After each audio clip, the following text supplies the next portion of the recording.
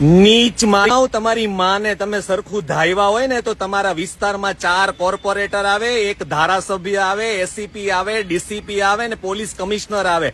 એને એક વખત ગાળ આપવાની ટ્રાય કરી લો. હા, બિલકુલ જાગૃત અવસ્થામાં વાત કરું છું. આ સુરતની વાત છે. ટ્રાફિકના ટીઆરબી ના બિચારા 300 રૂપિયાના એક ટીઆરબી જવાન ઉપર બહાદુરી બતાવો છો. તારી માને, તારી બહેનને, તારી આમ મારી લઉં, તારી આમ કરી નાખું, આવી ગાળો આપો છો. જે જવાન માત્ર ને માત્ર તમને રોંગ સાઈડમાં ન જવા માટે સમજાવે છે, એના ઉપર તમે ચડી બેસો છો. અરે ક્યાં બહાદુરીનું પ્રદર્શન કરો છો? તમારી માએ સારો ખોરાક ખાઈને તમને પેદા કર્યા હોય અને તમે પેદા થયા પછી ટાઈમે ટાઈમે ધાયવા હોય ને તો બહાદુરીના 1000 કામ છે. 300 રૂપિયાના ટીઆરબી ઉપર બહાદુરીનો નો પ્રદર્શન કરાય, ત્યાં રોફ ન જમાવાય. મેં જોયું છે આ ગામમાં ટીઆરબી માં કામ કરતી લેડીને તમે તમારી પાછળ બાઇક પાછળ બેસવા કહો છો. એ તમને કઈ સમજાવવા પ્રયાસ કરે છે તો તમે એમ કહો છો પાછળ બેસી જા. કેમ? તમારી માં, બેન, દીકરી કે તમારા ઘરનું કોઈ સ્ત્રી પાત્ર કોઈ જગ્યાએ જોબ કરતું હોય ને કોઈ પુરુષ એને એમ કે પાછળ બેસી જા એટલે ઘરેથી ધારિયા ધોકા લઈને તમે નીકળવા વાળા છો. ભૂલી જાવ છો. શા માટે તમે આ કરો છો? એને કોઈ નાકું બંધ કર્યું છે, એને કોઈ પુલનું કામ ધીમું કર્યું છે, કોઈ નાકું બંધ કર્યું હોય તો એ ટીઆરબી જવાને ના કર્યું હોય. એના ઉપર ડીસીપી, એસીપી અને કમિશનર અને બધા પીઆઈએ બંધ કર્યું હોય. કોઈ પુલનું કામ ધીમું ચાલે છે તો એની અરજી ઠોકાય. તમે જેને મત આપીને મોટા કર્યા છે, જેની તુલાઓ કરી છે, જેને તમે ધાર્મિક મેળાવડાઓમાં સ્ટેજ ઉપર ચડાવો છો ને મોટા કરો છો ને, એ લોકોને અરજી આપતા શીખો. ને ગાળ આપવાની બહુ ચળ અંદરથી ઉપડતી હોય ને તો ધારાસભ્યને, કોર્પોરેટરને, એસીપીને એકવાર ગાળ આપવાની ટ્રાય કરી જુઓ. અપાય નહીં, હું તમને સલાહ નથી આપતો, પણ છતાંય તમારે બહુ બહાદુરી દર્શાવી છે ને તો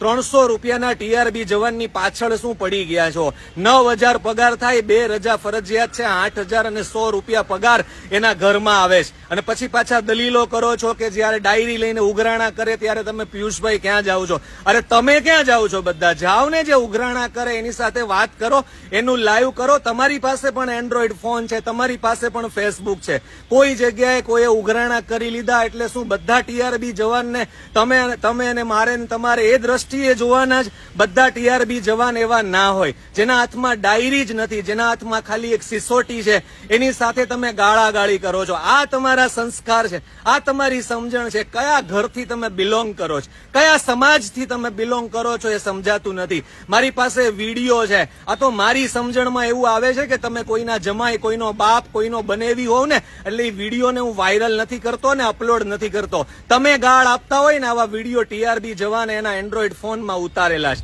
અને એ બિચારો લાચાર છે, એને ક્યાંક અપેક્ષા છે, એને ક્યાંક નોકરીમાં ટીઆરબી માંથી ક્યાંક પરમેનન્ટ થવું છે એટલે એ નથી ક્યાંય ફરિયાદ કરતો, તમારી યારે બાંધતો નથી. એનો મતલબ એ નથી કે એ નમાલો નથી. શું કામ તમે ટીઆરબી જવાનને ગાળ આપો છો? આ ક્યાંનો ન્યાય છે? આ ક્યાંની સમજણ છે? આ ક્યાંની સમજદારી છે?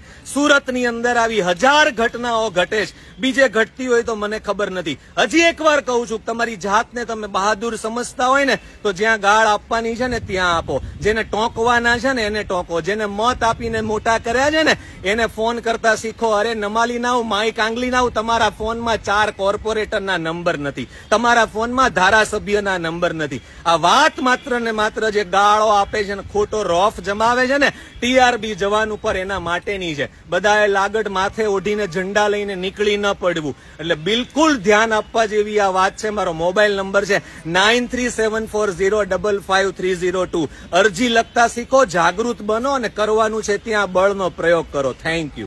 અમારી તમામ માહિતીથી અપડેટેડ રહેવા માટે જોડાયેલા રહો ત્રિશુલ ન્યૂઝ સાથે.